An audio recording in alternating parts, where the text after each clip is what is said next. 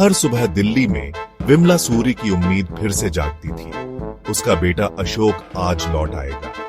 वह रोज दरवाजे तक जाती, गली में उस हरे वर्दी वाले साए को ढूंढती। मेजर अशोक सूरी, उसका बहादुर बेटा, अब भी लापता था। घर में सब कुछ वैसा ही रखा था जैसे अशोक छोड़ गया था। कमरा, किताबें, बिस्तर। वो आएगा, एक माँ जानती है। उसकी उम्मीद आंधियों में टिमटिमाती मोमबत्ती की तरह हर दिन को नया वादा बना देती। 1971 का युद्ध उसके लिए कभी खत्म नहीं हुआ। हर सुबह, हर शाम बस इंतजार। 1971 सीमा पर जंग। देश के नौजवान मोर्चे पर मेजर अशोक सूरी 5 असम राइफल्स के अपने सैनिकों के साथ सबसे आगे। आगे बढ़ो देश के लिए। एक मिशन के दौरान गोलियों की बारिश में आखिरी बार उन्हें दुश्मन के इलाके में देखा गया। फिर धुएं और अफरा तफरी में वो गायब हो गए। युद्ध के बाद उनका नाम मिसिंग इन एक्शन की सूची में था। परिवार के लिए ये शब्द एक अनंत पीड़ा की शुरुआत थे।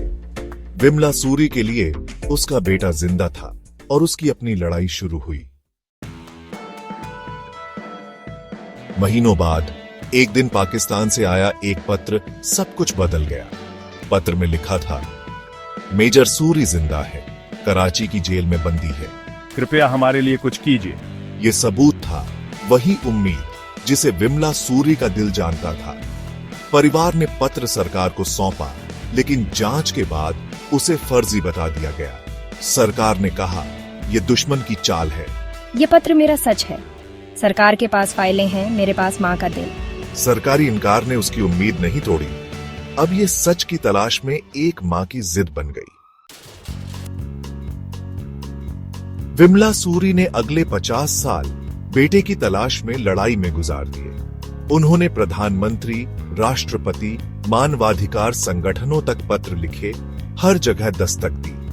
अफसरशाही और बेरुखी के बावजूद उनका हौसला अडिग रहा। 2023 में 97 साल की उम्र में वो बेटे की आस लिए चल बसी। मेरा बेटा जिंदा है। उनके जाने के बाद उनके पत्रों में वही प्रेम और उम्मीद जिंदा रही। विमला सूरी की कहानी एक मां के अमर प्रेम और इंतजार की मिसाल है। उनकी लड़ाई खत्म हुई, लेकिन सवाल बाकी है, एक मां की उम्मीद की असली कीमत क्या है?